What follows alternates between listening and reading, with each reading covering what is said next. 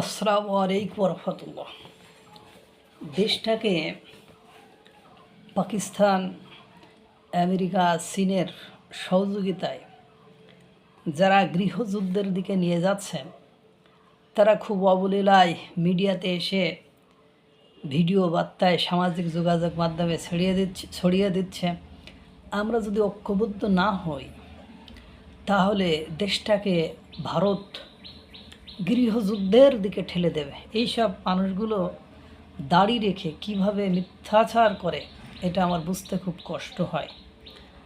মানে একেবারে ইজিলি একটা সহজ একটা কথাকে কিভাবে দুর্বোধ্য, জটিল এবং কঠিন করে ফেলেছে, সেটা বলার অপেক্ষা রাখে না। এবং অখণ্ড ভারতের অংশ করে ফেলবে নাকি বাংলাদেশকে, এজন্য ঐক্যবদ্ধ থাকতে বলছে। আরে ভাই, যে দেশের সাথে সম্পর্ক করেছো পাকিস্তান, এই দেশের সাথে সম্পর্ক করে, কারণ তার দেশে বিদ্রোহী গোষ্ঠীতে ভরা। আর ভাই, আমার রুচিবোধী বিদ্রোহী গোষ্ঠী তৈরি করা, আমার সাথে যদি সম্পর্ক করে মিত্র দেশকে ঐক্যবদ্ধ রাখতে চাও, তাহলে তো এটা সম্ভব নয়। It is quite impossible. এটা সম্পূর্ণরূপে একটা অসম্ভব একটা চিন্তাভাবনা, একটা ভাবধারা, একটা ভাবাদর্শ।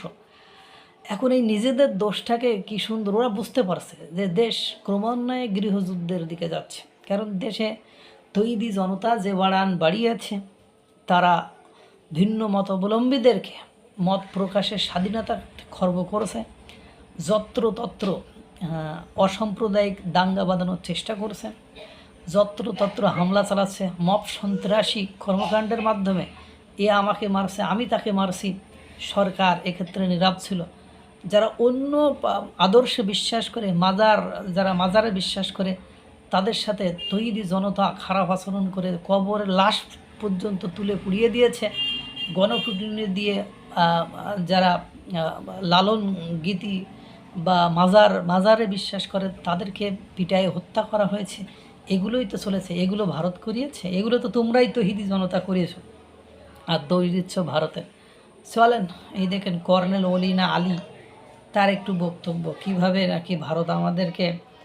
প্রিয় দেশবাসী, যদি আমরা ঐক্যবদ্ধ না হই, এই কথা আমি নিশ্চিত করে বলতে পারি যে দেশটাকে ইন্ডিয়া গৃহযুদ্ধের দিকে নিয়ে যাবে, এবং এই গৃহযুদ্ধের দিকে নিয়ে গেলে চিরদিনের জন্য আমরা অখণ্ড ভারতের অংশ হয়ে যাব।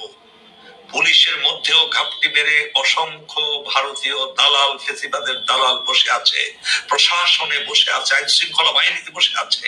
তারা চায় না এই দেশটা একটি সুন্দর স্বাধীন দেশ হিসেবে টিকে থাকুক পৃথিবীর বুকে।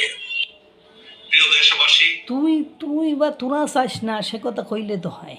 কারণ তোদের যে মানসিকতা, সেই মানসিকতায় স্বাধীনতা সার্বভৌমত্বের কোনো ছোঁয়া আমি তো দেখি না। অন্ততপক্ষে তোর মানসিকতায় তো আমি স্বাধীনতা সার্বভৌমত্বের কোনো ছোঁয়া দেখি না। ওই যে আমি তো আগে থেকেই নমুনা বললাম, গৃহযুদ্ধ লাগাচ্ছে কারা, গৃহযুদ্ধের পথে হাঁটছে কারা, আমি আপনাদের নমুনা আপনাদের সামনে দিয়ে দিলাম। এবং আপনার প্রতিবেশী রাষ্ট্রকে উত্তেজিত করার জন্য প্রতিনিয়ত চীন, পাকিস্তান, আমেরিকা তাদের সাথে সম্পর্ক ক্রিয়েট করে তাদের স্বাধীনতা সার্বভৌমত্ব যাতে খর্ব হয়, তাদের স্বাধীনতা সার্বভৌমত্ব যাতে মানে ভারতের অস্থির হয়ে পড়ে, তার ব্যবস্থা করছো। আর সে তো তোমার শান্তিতে থাকতে দিব না। It's a natural process. আপনি আমাদের দেশে এরকম হলে আমরা একই কাহিনী করতাম।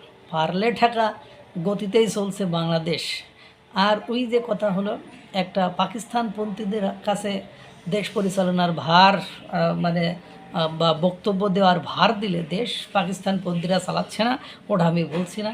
অন্যপন্থী যারা আছে বক্তব্য দিয়ে দেশকে, তাদের যখন উদারনৈতিকতা, তাদের যখন অবাধ বিচরণ শুরু হয়েছে, তখন থেকে দেশের গোষ্ঠী মেরে তুষ্টি রেন্দে গিয়েছে। আল্লাহ তাআলা সকলকে ভালো রাখুক, সুস্থ রাখুক। আসসালামু আলাইকুম ওয়া রাহমাতুল্লাহ।